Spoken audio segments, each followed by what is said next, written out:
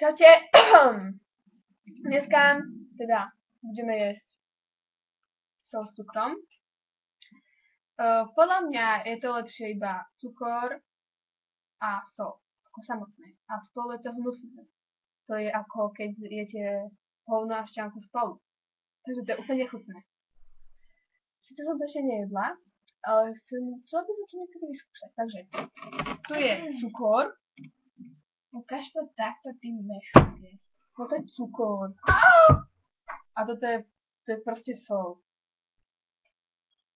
No a ideme si to na lyžičky. Takže zober si kúsok cukru.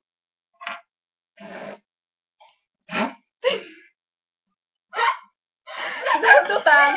Bože. No. Takže máme cukor. Čakaj. Takže máme cukor. A sol. Dám ti to. A teraz sol. Oj, Daj mi to tam. Ja neviem. Ale nie tak veľa. Dobre, to stačí, to stačí. To stačí. Tak mi to nabereš všetko bez cukru. Bojím sa. Neboj sa. Tu máme aj vodu potom, keby čo si, hej. Fuj, tá som Bože. Poďme na to. 3, 4.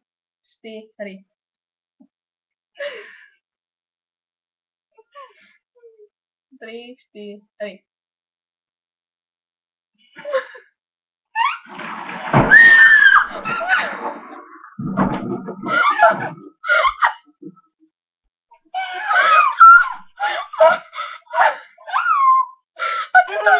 Aké to je?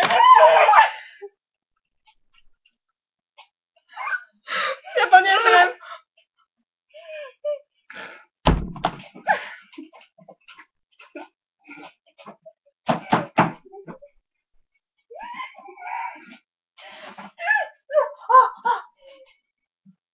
Božu!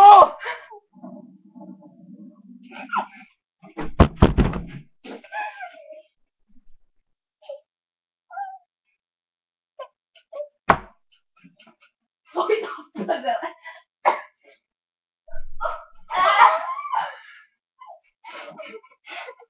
Prepáčte sa, ale to nie je hnusné.